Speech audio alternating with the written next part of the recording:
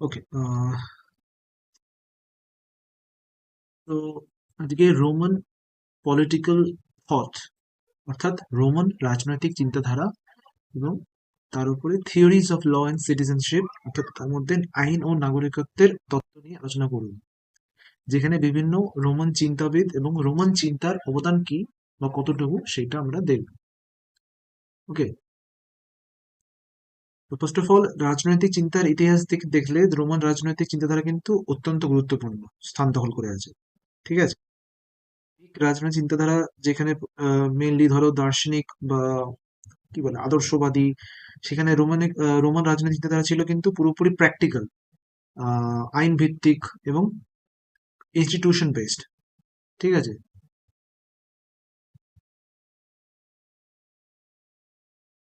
তো রোমানরা আদর্শ রাষ্ট্রের এই তত্ত্বের চেয়ে বেশি গুরুত্ব দিয়ে কোনটাকে দিয়েছিল, যে আইন থাকবে, প্রশাসন থাকবে, নাগরিকত্ব থাকবে, সরি, নাগরিকত্ব থাকবে ও শাসন ব্যবস্থা থাকবে, এটাকে বেশি গুরুত্ব দিয়েছিল।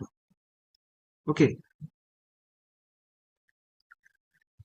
নেক্সট যেটা ছিল সেটা হচ্ছে আহ, গ্রিকদের থেকে তারা এই জিনিসগুলোতে পুরোপুরি আলাদা ছিল। এছাড়াও রোমান রাজনৈতিক চিন্তা সব থেকে বেশি অবদান হচ্ছে আইনের তত্ত্ব ও নাগরিকত্বের ধারণা, যেটা পরবর্তীকালে আধুনিক আইন ব্যবস্থা, ওকে, আধুনিক আইন ব্যবস্থা, আহ সাংবিধানিকতা,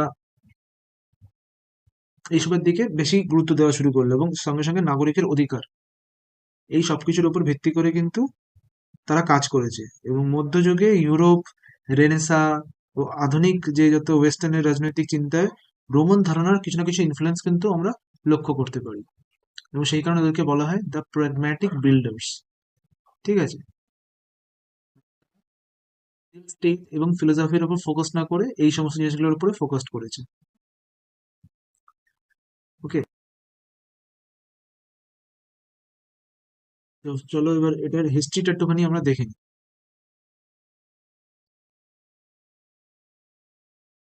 ফার্স্ট হচ্ছে রোমান রাজনৈতিক চিন্তাধারার বিভিন্ন ইতিহাস এবং তার প্রকৃতিটা দেখবো।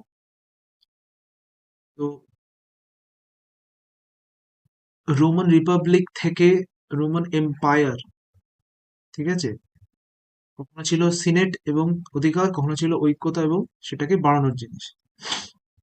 তো রোমান রাজনৈতিক ধারা দীর্ঘ সময় ধরে গ্রোথ হওয়ার টাইম পেয়েছে, ঠিক আছে, বা গ্রো করার টাইম পেয়েছে। তো কখনো রোমান প্রজাতন্ত্র হিসেবে ছিল, কখনো সাম্রাজ্য হিসেবে ছিল, টাইম স্প্যানটা তো লিখেই দিয়েছি। তো অ্যাকচুয়ালি কি, রোম ছিল একটা বিশাল বড় সাম্রাজ্য। ইউরোপ, উত্তর আমেরিকা, সরি উত্তর আফ্রিকা, হ্যাঁ উত্তর আফ্রিকা, এশিয়ার বেশিরভাগ অংশ জুড়ে এটা আহ, বিস্তৃত ছিল। তো এত বড় একটা ডাইভার্সিটিফুল সাম্রাজ্যের শাসনের জন্য অনেক কিছু প্রয়োজন ছিল। ফার্স্ট কি ছিল? রুল অফ ল বা শক্তিশালী আইন ব্যবস্থা। নেক্সট ছিল ইউনিভার্সালিজম, অর্থাৎ law applicable to diverse peoples and nation, মানে সবার জন্যই সুস্পষ্ট প্রশাসনিক নিয়ম। এবং last but not the least, institution, that is emphasis on senate, magistrate and courts, অর্থাৎ সবাইকে ঠিকঠাক করে মেনটেন করে রাখবে এমন কোর্টস থাকবে। তো সবকিছুই দেওয়া থাকছে, শক্তিশালী আইন ব্যবস্থা, সুস্পষ্ট প্রশাসনিক নিয়ম, অন্তর্ভুক্তিমূলক নাগরিকত্ব নীতি, সবকিছুই। যার ফলে কি হচ্ছে, রোমান রাজনৈতিক চিন্তাধারা কিন্তু কেন্দ্রবিন্দু হয়ে ওঠে আইন শৃঙ্খলা, কর্তৃত্ব ও অধিকার।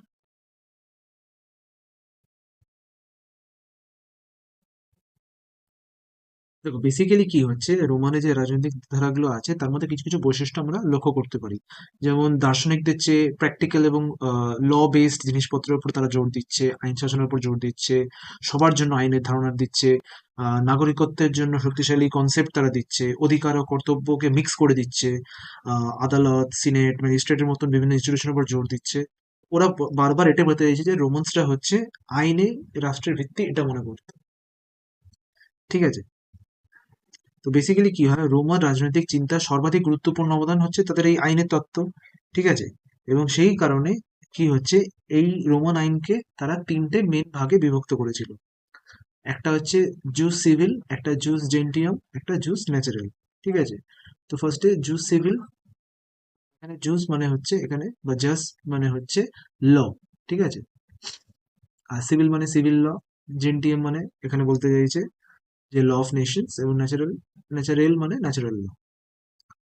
আচ্ছা, তো যেরকম নাম, জুস সিভিল মানে যেটা হচ্ছে আমরা বলতে পারি নাগরিক আইন, তো এটা শুধুমাত্র রোমান নাগরিকদের জন্য প্রযোজ্য আইন ছিল, applicable for only Roman citizens, ঠিক আছে। পরিবার, সম্পত্তি, চুক্তি ও উত্তরাধিকার সংক্রান্ত বিষয়ে এই জিনিসগুলো মেনলি কন্ট্রোল করতো এই আইনটা, ঠিক আছে। এর বৈশিষ্ট্য যদি বলো যে এটা একটুখানি কড়া আইন ছিল এবং কিছুটা আনুষ্ঠানিকও বলতে পারো। তো রোমান যে রিচুয়ালস বা কাস্টমস গুলো আছে তার উপরে বেস্ড করে এটা বানানো হয়েছিল, এবং শুধুমাত্র রোমের ভেতরেই এটা চালু ছিল। নেক্সট আসছে জুস জেন্টিয়াম বা ল অফ নেশনস। আচ্ছা, আরেকটা জিনিস বলে দিই, এটার গুরুত্বটাও বলে দিই, যে নাগরিকদের অধিকারটাকে এনশিওর করা বা সুরক্ষা করা বা প্রোটেক্ট করাটা কিন্তু মেন কাজ ছিল এর। আর এছাড়া বলতে পারো যে নাগরিকদের মধ্যে আইনের দৃষ্টিতে যে সবাই সমান সেটা বোঝানো, এটা একটা তার গুরুত্বপূর্ণ দিক আছে।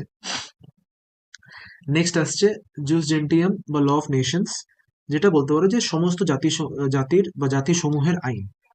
তো এটা কিন্তু ফরেনার হোক বা সমস্ত দেশের জন্য, অর্থাৎ বিদেশি ও যারা সিটিজেন নয়, সবার জন্য এই আইন প্রযোজ্য। তো রোম যখন বড় হয়ে গেল, ঠিক আছে, সম্প্রসারণ বা বড় হয়ে গেল বা সাম্রাজ্য হয়ে গেল, আগে তো শুধুমাত্র একটা জায়গা ছিল সেই হিসেবে, তখন এই আইনটা আসলো, ঠিক আছে। এটা কিন্তু জুস সিভিলের তুলনায় একটু সফট বা মানে কম কঠোর বলতে পারবো, কম স্ট্রিক্ট। তো বিভিন্ন জাতির কাস্টমস রিচুয়ালস এর উপর বেস করে ওটা বানানো, এবং বেসিক্যালি এটা কি করতো, বিভিন্ন রকমের ব্যবসা চুক্তি এগুলোর দিকে এই কন্ট্রোলটা করতো। এর ইম্পর্টেন্স বলতে পারো যে এটা সবার জন্য আইন চিন্তা করে বানানো হয়েছে, এবং এটা ইন্টারন্যাশনাল ল এর যে ভিত সেটা এটা তৈরি করেছিল। নেক্সট হচ্ছে জাস্ট ন্যাচারাল বা ন্যাচারাল ল, অর্থাৎ প্রাকৃতিক আইন আমরা বলতে পারি কাইন্ড অফ। তো এইটা লজিক বা যুক্তি এবং প্রকৃতির উপর ভিত্তি করে বানানো একটা আইন, এবং এটা সবার জন্য প্রযোজ্য। এটা সার্বজনীন এবং লজিক বেসড, ন্যায়, ইকুইটি, নৈতিকতা এগুলোর উপরে বেস করে বানানো, এবং মানুষের যে কোনো আইনের ওপরে এটা, ঠিক আছে। তো এই তিনটের মধ্যে যদি ইয়ে হয় তো এটা সবার ওপরে বলা যেতে পারে, ঠিক আছে, কনফ্লিক্ট হয় যদি। তো ইভেন রোমান আইনবিদরা বলছেন যে যে আইন প্রকৃতিক আইনের বিরুদ্ধে সেটা অন্যায়, সেটা আইনে থাকছে না। তো এই যে লটা, এই লটা কিন্তু অ্যাকুইনাস, গ্রোটিয়াস, লক এদের মতন যে চিন্তাবিদরা আছে তাদেরকে প্রচন্ড ইনফ্লুয়েন্স করেছিল, এবং মানবের যে অধিকার বা হিউম্যান রাইটস এবং নৈতিক আইন বা মরাল রাইটস বা মরাল লজ এগুলো কিন্তু আস্তে আস্তে এটার উপরে বেস করেই তৈরি হয়েছিল। ওকে, এবার আসি concept of rule of law. তো বারবারই একটা জিনিস বলতে হচ্ছে যে ওরা কি বলছে, law is the foundation of the state, not abstract ideals. সোজা কথায় যে রোমানদের মতে আইন সবার সবার ওপরে, ঠিক আছে, এটাকে সবাই বিশ্বাস করতো, এবং এটা না হলে, আইন না থাকলে কোনো কিছুই থাকবে না, এটাই ভিত। তো আইন শাসকদেরও ঊর্ধ্বে, সরকারকেও আইন মেনে চলতে হবে, ঠিক আছে, সরকারকেও আইন মেনে চলতে হবে, এবং কেউ স্বেচ্ছাচারিতা করতে পারবে না, নিজের ইচ্ছা মতন যা ইচ্ছা করবে শাসন করবে, সেটা পুরোপুরি অন্যায় দেখা হবে, ঠিক আছে। তো এগুলোর ফলে কি হচ্ছে, একটা সাংবিধানিক সরকার বা কনস্টিটিউশনাল গভর্নমেন্ট হচ্ছে, সবাই আইনের চোখে সমান হয়ে যাচ্ছে, এবং বিচার যেটা ব্যাপারটা তার উপরে কর্তৃত্বের একটা পিলার বা ভিত্তি স্থাপন করতে চাইছে। পরবর্তীকালে এদের কর্পাস জিউরিস সিভিলিস এই আইডিয়ালস গুলোকে মডার্ন ওয়ার্ল্ডের জন্য প্রিজার্ভ করে রেখেছিল, ঠিক আছে। এদের যে ইয়ে আছে,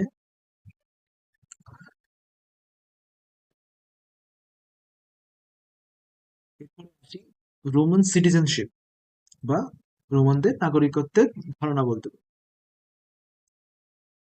তো রোমান নাগরিকত্ব ছিল কেবলমাত্র আইনগত একটা পরিচয় সেটা না, কিন্তু এটা অধিকার এবং কর্তব্যের মাইন্ড জিনিস। তো এখানে রাইটসও ছিল, এখানে ডিউটিও ছিল। এর মধ্যে কি কি ছিল, লিগ্যাল প্রোটেকশন অর্থাৎ আইনি সুরক্ষা, রাজনৈতিক অংশগ্রহণ, ঠিক আছে, আর হচ্ছে নাগরিকদের দায়িত্ব, ঠিক আছে, দুটো মিলিয়ে এসব রয়েছে। আচ্ছা, এখানে দেখো ইনহেবিটেন্স, ইনহেবিটেন্স মানে যারা বসবাসকারী তাদের কথা বলছে, ঠিক আছে। তো এই এডিক্ট অফ ক্যারাকেলা, যেটা 212 সিইতে হয়েছিল, এটা সমস্ত যারা ইনহেবিটেন্স, যারা ওখানে বসবাস করে তাদের সবাইকেই সিটিজেনশিপ বা নাগরিকত্ব প্রদান করেছিল, ঠিক আছে। তো অধিকার কি কি? অধিকার যেগুলো আমি বলছিলাম, যে আইনি সুরক্ষার অধিকার, সম্পত্তির অধিকার, ন্যায় বিচারের অধিকার, শাস্তির বিরুদ্ধে আপিলের অধিকার, রাজনৈতিক অধিকার, ভোটদান ও পদধারণ। কর্তব্যে যাই, কর্তব্যে কি কি ছিল? আইন মানতে হবে, সামরিক সেবা করতে হবে অর্থাৎ জয়েন করতে হবে মিলিটারি সার্ভিস, আচ্ছা, ট্যাক্স দিতে হবে এবং রাষ্ট্রের প্রতি একটা আনুগত্য দেখাতে হবে। তো রোমান নাগরিকত্বে অধিকার ও কর্তব্যের ভারসাম্য কিন্তু একটা ব্যালেন্স ভাবে ছিল বলা যায়।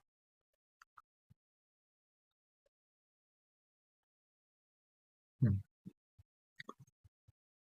তো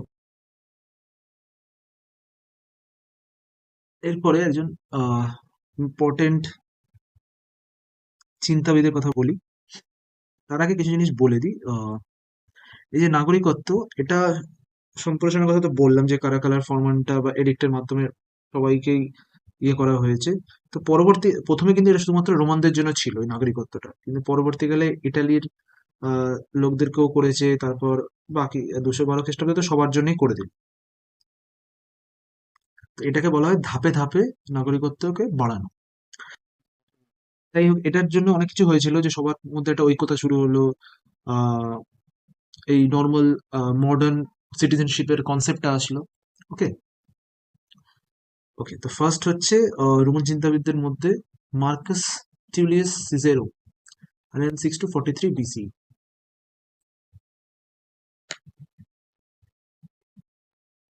বিসি মানে খ্রিস্টপূর্বাব্দ, ঠিক আছে। বলেছেন, we are servants of the law so that we may be free. তো আমরা আইনের চাকর, যাতে আমরা মুক্ত থাকতে পারি, ঠিক আছে, বা আমরা আইনের দ্বারা যাতে আমরা মুক্ত হতে পারি। তো ওনার মূল চিন্তা ভাবনাগুলো কি ছিল? ওনার মূল চিন্তা ভাবনা ছিল যে আইন যুক্তি নির্ভর, প্রকৃতি আইন হলো প্রকৃতির সঙ্গে মেনে চলে যে যুক্তি দিয়ে, সেটাই প্রকৃত আইন, এবং ন্যায়ই হচ্ছে যে কোনো রাষ্ট্রের, ঠিক আছে। তিনি কি কি সাপোর্ট করতেন? তিনি সাপোর্ট করতেন হচ্ছে আহ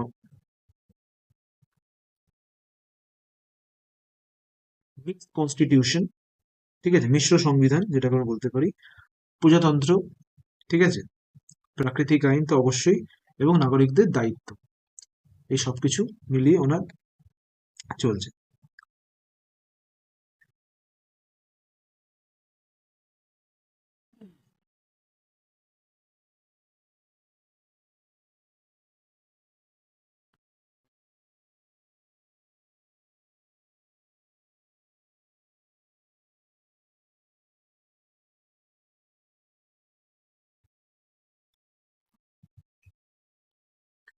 আচ্ছা, তো এই জিনিসগুলো অনেক কিছু কন্ট্রিবিউট করে। যেমন লিগ্যাল সায়েন্স বলতে আহ, বিভিন্ন প্রফেশনাল জিউরিস্টরা এর মাধ্যমে জিনিসটাকে আরো আগে আগিয়ে নিয়ে গেছে বা এগিয়ে নিয়ে গেছে। এদের যে ন্যাচারাল ল, ঠিক আছে, সেটা পরবর্তীকালে হিউম্যান রাইটসদের জন্য একটা ফাউন্ডেশন হয়ে দাঁড়িয়েছে, তাদের জন্য একটা ভিত্তি হয়ে দাঁড়িয়েছে। তো আইন বিজ্ঞানের বিকাশ, আহ, প্রাকৃতিক আইন সবার জন্য সার্বজনীন করে দেওয়া, মডার্ন সিটিজেনশিপ অর্থাৎ আধুনিক নাগরিকত্বের ধারণা দেওয়া, পরবর্তী রাজনৈতিক চিন্তার প্রভাব ফেলা, সাংবিধানিকতার ভিত্তি হওয়া, এনারা যেমন গভর্নমেন্ট আর ইনস্টিটিউশনাল ব্যালেন্সের, মিক্সড গভর্নমেন্ট আর ইনস্টিটিউশনাল ব্যালেন্সের ইয়েটা জোর দিয়েছিলেন, সেগুলো আমরা এখান থেকে পাচ্ছি। এরাই সেই কনসেপ্টগুলো ফার্স্ট আমাদের সামনে তুলে ধরেছিল। এবার যেটা দেখবো সেটা হচ্ছে দুজনের ডিফারেন্স। আমরা গ্রিক থট দেখেছি, এবার রোমান থটের সঙ্গে গ্রিক থটের একটা কম্প্যারিজন বা ট্যালি দেখবো। কি হচ্ছে?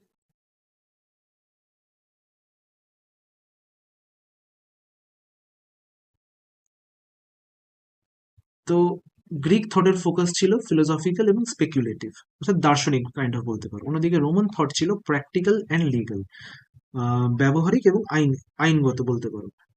এদের আইডিয়াল কি ছিল? আইডিয়াল স্টেট, ইউটোপিয়া, একটা আদর্শ রাষ্ট্র বানাবো, এইসব।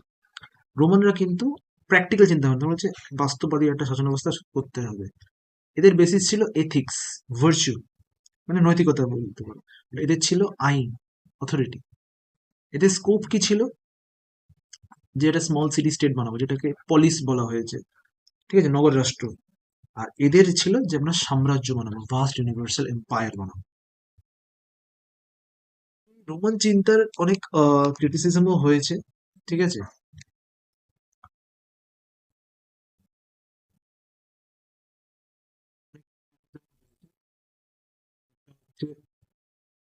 সেটি পারফেক্ট না।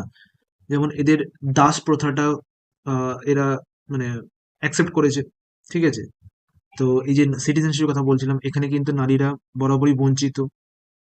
এই যে রাজনৈতিক ক্ষমতাগুলো কিন্তু ম্যাক্সিমাম অ্যারিস্টোক্রেটদের হাতেই থাকছে। আর এরা একটু ডিসিপ্লিনের উপর একটু বেশি জোর দিত, ঠিক আছে।